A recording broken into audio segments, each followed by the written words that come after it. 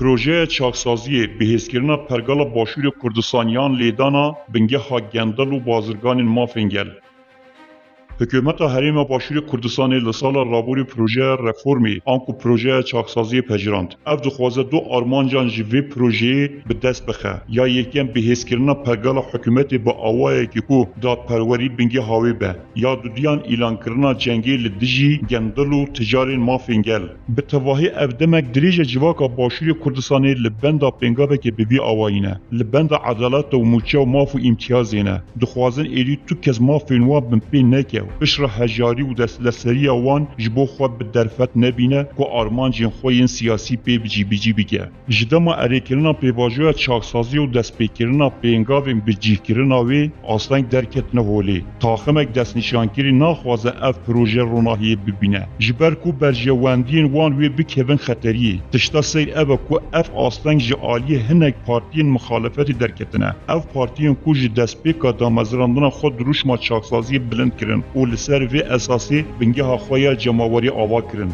Gelo pirs li vir ev e partiyên ku xwe bi rîformxwaz dizanîn û li ser vê esasê mixalefeta Hikûmeta Başûrê Kurdistanê dikin çima naxwazin projeya çaksaziyê were cîbîcî kirin. Bi gotinekê din partiyekê îslamî ku çaksazî duruşma wê be partiyekê liberal ku bi çaksaziyê gel xapandiye çima naxwazin çaksazî were kirin. Corekê bazirganan li Başûrê Kurdistanê derketine û ku piraniya wan li ser pişta gelê hejar dewlemend bûne. خاوەن پشکەکانی چاڤیلان دژی زەوتکردنی مافەکانیان گربوونەوە و داوا دەکەن پرۆژەکە بڕی قازانجیان بەسەردا دابەش بکات. ئەمڕۆ یەکشەممە لەگەڵ خۆ پیشاندانەکانی مامۆستان و فەرمانبەران دژ بە پێشێلکردنی مافەکانیان لەلایەن حکوومەتی هەرێمەوە خاوەن پشکەکانی چاڤیلان دیش دژی دابەژنەکردنی قازانجی پشکەکانیان و زەوتکردنی مافەکانیان لە بەردەم پرۆژەی چاڤیلان گردبوونەوە. وان bazirganan yasayên Hikûmeta Başûr û krîza salên çenga dijî Daişê di berjewendiya xwe da şikandine. Wan di heman demê da istiqlala gelê hejar û hikûmetê kirine. خۆی تاوان جگەلەوەی هەر کە هی هەموو خەڵکە مەشروعەکە هەر خۆی بەتەنیا هی منیش نییە لەبەرێ مەشروع تقریباً 10,000 کەس خاوەنێتی و خاوەن پشکەتیە. Şahsuvar Abdulwahid Kurdekî Başûrê Kurdistanê ye. Xwe bi tacir, siyasetvan û medyakar de nas kirin. Kanalê Asîmanî yê NRC li Silêmaniyê li jêr navê şîrketa Naliya ava kir. Her wiha hinek projeyên bazirganî weke Çaviland li Silêmaniyê hene. Şahsuvar Abdulwahid temen 41 sal e. Wî li sala 2017 da dijîtiya xwe ji bo referandûma serxwebûna Kurdistanê diyar kir û serkêşiya pêvajoyekê bi navê na ji bo referandûma serxwebûna Kurdistanê da meşandin. Heman salî tevgerekî siyasî bi navê neweyî nûyê damezirand û tev li hilbijartinê Iraq û Kurdistanê bû. Şahsuvar Abdulwahid li destpêka derketina xwe ji bo meydana bazirganî û piştre jî siyasetê gelek guman li ser hebûn. Tu kes û aliya nedizanî ew li tu demekî çawa dewlemend bû. Ya rast Şahsuvar Abdulwahid li destpêka karên xwe yên bazirganiyê bi fêlkirinê li gelê hejar dest pê kir. Wexta biriya projeya Çaviland pareyekî zor ji hemwelatiyên hejar kirêçî û wergirt û ku bi pitirî 20 milyon dolar da hatin texmin kirin û heya niha ew pere ji bo xudanên wan nevegerandine. Ew li 2012 heta em li hezê du car min pare me girtiwe. من 2 ملیۆن و نیوم هەیە لەم پشکا 2 ملیۆن و نیو قەسەم بەخوا سرفەم کردبوو دامنا بۆ ڕۆژێکی ڕەشی ئاوا. ئێمە 400,000 مان وەرگرتووە 400,000ەکە باعث 150,000 کارت بووە. بەڕاستی ئێمە هەڵخەڵەتێنراوی لەلایەن ئەم کەسەوە کە ناوی شاسوار عەبدولواحیدە. Her wiha li aliyekê din Şahsuvar Abdulwahid ne tenê fêl li hemwelatiyan kirine. Belku li Hikûmeta Başûr jî wexta ku pêtirî 51 milyon dolaran wekî xerz li ser dema desthilatdariya Doktor Berhem Salih wergirtin û heya niha ew pere ji bo hikûmetê nevegerandiye. Ji derketina projeya çaksaziyê tirsekî zêde li cem Şahsuvar çêdibe. Wî hemû hewlên xwe ji bo astenkiran vê projeyê da neşolandin. Belku peyam ji bo hinek aliyên siyasî şandibin ku eger projeya çaksaziyê ser bigire û bikeve di qadar cîbîcîkirinê de ew ê Kurdistana Başûr wekî meydana azadiyê ya Iraqê lê bike. Gelo çima Şahsuvar dixwaze rewşiyê têk bide? Bersiv pir hêsan e. Li gor projeya çaksaziyê pêwîst e hemû qezên li salên raborî Hikûmetê bi bazirganan dane werin vegerandin. 51 milyon dolar li cem Şahsuvar Abdulwahid hene. Ji bo ku شاسوار خوش وگراندنا بی قرضی جبو حکومت ودزه جارا یکم سیاست تگدان روشی با آلیکاریا ایرانی و هنک پارتین شیعی مذهب لعراق دا مشاندنو و کریزا غازی و مازوت یکو آلیه که یکتیان اجتماعی به سرکشی لاهور شیخ جنگی چکری به دلیوه جبو خود دیتو تکلیف سیاسی لسر گل هجار بکه شاسوار او یکیرو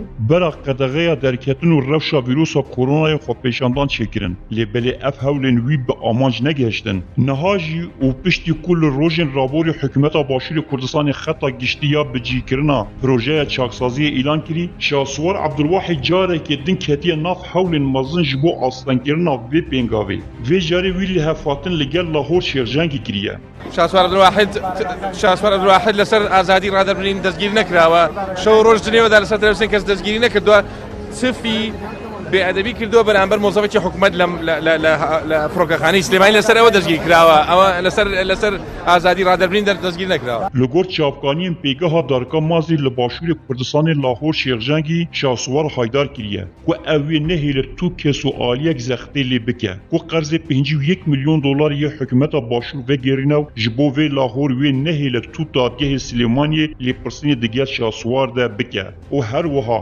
lahor mesrefên 6 mehaniyên kanalê NRT dane şaswar li beramber vê şaswar wê medyaya xwe li jêr şîrketa Nalya li dijî projeya çaksaziyê araste bike bi kiryar jî bi cîkirina vê li hevhatinê destpêkir û şaswar banga xwepêşandinekê seranserî kiriye wî navê xwepêşandana rûxandina hikûmeta başûr li xwepêşandana kiriye dev jî ber de ku şaswar di nêrîna partiyên başûrê Kurdistanê da bi siyasetvanekî dûrî xeta Kurdistaniyê tê hesabkirin lê bilê tiştê seyr ev e ku paş 2 salan ji avabûna tevgera newey nû 3 caran krîzên mezin di nava tevgera wî bi xwe da çêbûne hejmarekê parlamenterên tevgera wî cuda bûne hinek li ser pirsên axlaqî û hinek li ser pirsên dest hebûna şaswar digel dewletên dagirkeriyên Iraqê û Îranê û hinek jî ku damezrandin tevgerê bûn şaswar ev bi karê sîxuriyê ji bo saziyên parastin û zanyariyê sûçbar kirin û lewma ew jî cuda bûn وشاری من تێگەشتی من لە ئاستێکدایە کە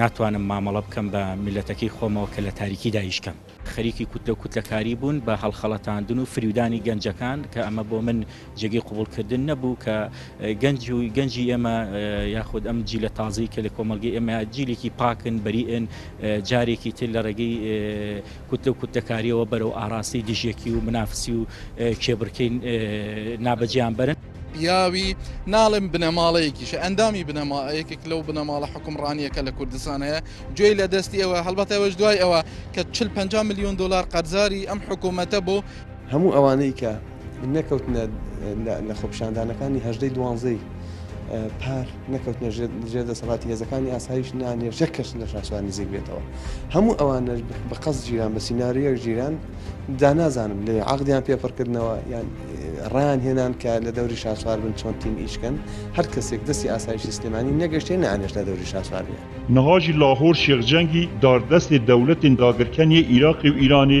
alîkariya şaswar dike ku hikûmeta başûrê Kurdistanê lawaz bike û astengiyan ji bo projeya çaksaziyê bixuleqîne ya rast ev hewil bi fitna dewletên dijmin û xaînan wê 16 Oktoberê ye ta ku ji aliyekî wan pirsgirêkan di nava yenekê da û pîlanên qirê jiyên Lahor cengî ji bîra gel biben ji aliyekî din rewşa başûr aloz bikin ji bo ku rêgiriyê li projeya çaksaziya Hikûmeta Herêma Başûrê Kurdistanê bikin لەژێر پەردەی یەکێتیە ئەم زوڵمە ئەکات لەژێر پەردەی ڕوبعێکی سلێمانیان ناوەتیە ئەم ناحەقیەش بەرامبەر خەڵکی سلێمانیەکات ئەمە جێگەی قبوڵ نییە داوا لە هێزە سیاسیەکانەکەین داوا لە گۆڕانەکەین داوا لە یەکێتی نیشتیمانی کوردستانەکەین داوا لە جەنابی کاک مەسرورەکەین بەیانی و دووبانی ئیشاڵڵا بێ بە سەرۆشی حکومەت داوا لە کاک نێچیرەکەین داوا لە لانە ئیسلامیەکانەکەین هەمیان سەر چاومان و سەرمان بەڵام ئەوەی کە دەستی باڵایە لە ناو سنووری سلێمانیا و لە ناوچەی زۆنی سەوزا یەکێتیە و جەنابی کاک باڤێڵە ئەم